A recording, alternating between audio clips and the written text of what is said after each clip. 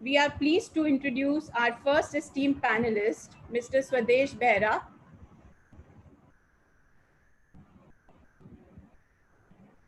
Swadesh is the Senior Director HR at Boston Scientific.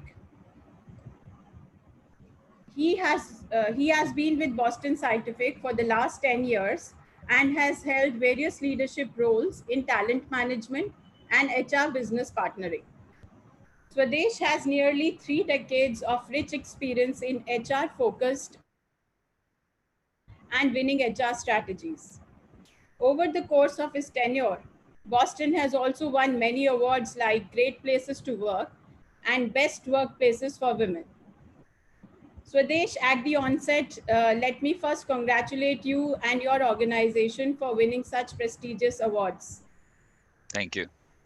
So you will agree that a lot of organizations are struggling to survive in these unprecedented times. Can you share with our participants some of the practical insights and best practices to enable organizations not only to survive, but to thrive in this new normal? Over to you, Swadesh. Thank you. Thank you so much, Sakshi, for that wonderful introduction. And I'm really excited to be part of this wonderful set of panelists here. I think very accomplished leaders here, and some of whom I know personally. And so really excited. And my brief was given to me by Gaurav that I need to brief and speak about what we have done in Boston Scientific. So as you rightly mentioned, these are difficult times, right? These are difficult times. So maybe this word is again cliched and overused. So even if I use things like, these are unprecedented times, if I use the word that these are black swan moments, I think all these are could possibly be an understatement. The kind of an impact, the colossal impact it has, I think, in the event of the century to everything. I don't think the organizations will be the same again, even if we come back, like even if we bounce back. I'm sure we will. I think history has shown that the many events we have this beautiful propensity to bounce back, and we will. But then there will be a lot of changes, as we will see. This post COVID era will show us, right?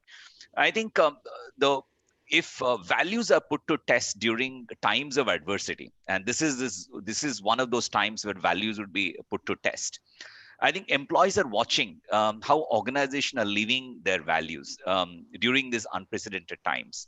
And obviously, when you say unprecedented, there is no experience of having done this before. I think many a times people predict that this is the best thing to do, but then you are speaking out of your own gut feeling, or you're taking an informed decision, or you've just with your what would work well. And then the best way to do when you don't have any experience is to be guided by values. The values should be the guiding light when you don't know, when you don't have any experiences of having managed it before. So I think leadership, I think some of these questions which I had gone through and Shakshi had said with me, I think one question was asked that, like, what kind of a leadership will be essential during this time, and which I will be speaking about during my next a couple of minutes, and what we have done in Boston Scientific. I think there is no substitute to authenticity, empathy, and agility, and the speed of decision. And these are three critical things which leaders of today they need to, really show in managing this COVID situation. If I have to speak about Boston Scientific, the couple of things which we have done, and if I have to break the entire COVID situation into 4 stages, the first stage is the stage during the time of February and March, pre-lockdown days. There was huge amount of employees' apprehension with respect to job losses. That was a time when we normally process our increments.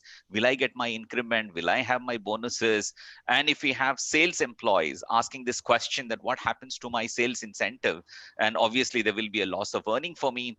I think these were the questions which was running in mind of people. But then to top it all, it was primarily about job losses. That was the biggest apprehension. I think what we did, I think starting from the top leadership down to the region leadership, country leadership, I think we spoke to our employees, we communicated to our employees saying that, like, if in what is the financial status of the organization, and what will happen in the best case scenario and the worst case scenario, what possibly can happen. I think the the biggest comforting moment for all our employees was when we told them that like jobs will be the last thing that would get impacted. And on the same vein, I think in the leadership team also mentioned that there will be cash conservation measures being taken for an organization, because obviously the same number and revenue, very much like any other sectors or any other organization, we too got impacted, and it necessitated us to look at some cash conservation measures. And I think we felt that we will tighten our purse strings, and we also save as much as we can. So we did take some cash conservation measures. And the good part was it was given the we were given the flexibility, like be it in different countries and regions, looking at the labor laws, local labor laws, and what is possible, what is not possible, and we had taken those measures for cash conservation. And so if I have to say one thing in the first stage was authentic communication. And at times of crisis, I think it's very important to always speak the truth. And I think employees really value that, and not allow employees to speculate, right? If you give them clear cut communications, what's going to happen, what is the financial condition of the company, I think it's very well appreciated. So that is the authentic communication is the first thing which I would like to highlight in the first stage. The second stage, that is the time when lockdown happened and we were working from home. Obviously we were getting used to the new norm of working. So a couple of questions which are running in our mind. So how do we engage with our customers? How do we drive the same level of productivity which we have driven with our employees? Now the things have changed. How do we use the time to build their capability, and use this time so that when things will open up, things will become better. I think we will rebound back, we will bounce back. And the good part is we already had an excellent digital platform, and we call it a virtual training institute, which and borrowing one of my colleagues comments, which I really like it, which says that if you have if you have really sweat in if you have had sweats during the time of peace, you don't bleed during war. I think somewhere we had really built that capability in ourselves, that in case, how do we engage with our customers digitally. And that really came to our rescue during this second stage, and which was an excellent platform to engage with our customers. And with our employees, I think there were a new norm, though we had our workflex policies. But then I don't think if there were 50% of our managers who believed in it and another 50% didn't believe in it, right? There were a lot of our naysayers, and who didn't like that working from home would operate. I think many of them had become converts now. I think we have seen that working from home actually can work, and also will not have any impact with respect to productivity. And I think if there is one thing which really told us in the second stage is about, like, in the new norm and going forward, and I firmly believe that going forward, I think this new norm of working is going to stay. And many organizations, including ours, we have started to plan for it, asking those questions, saying that, like, do we have to necessarily come back to office, I think, to work? I think those questions, and many and you must have seen many news items, and many organizations have already declared that they would want a major chunk of their employee population to still work from home, and they are also confident that they'll continue to have the same level of productivity. So the earlier investment and effort on digital engagement helped us. And the other thing which we did during this stage two was we created a one COVID-19 resources portal to address all kind of employee queries. And I think all leadership communications was there, safety protocols, anything anybody wanted to know about COVID-19, remote working tips for managers and everybody, also PP training for our sales staff, tips on health and wellness. And what is something is very unique what we did. we knew that a lot of our kids are staying at home, and we thought that, and kids used to wonder when parents used to have this virtual platform of engagement. So we thought that why can't we allow some of our employee kids to interact with employees of other countries, so, and that's again has come up as a very nice community, where employees kids are they have got friends now in different parts of the world. So that was again was another highlight of the stage 2. Coming to stage 3, and that is where we are in now, where COVID is really staring us. And when you look at the numbers, I think it's scarier numbers, right? And when we had 2 of our own employees who got affected by COVID and became COVID positive, when I was speaking to one of the employees, I think the amount of anxiety that person had was seemed to be I mean, one needs to would have listened to to believe me. I think the person was asking this question: will the organization will stand behind him at this time of crisis?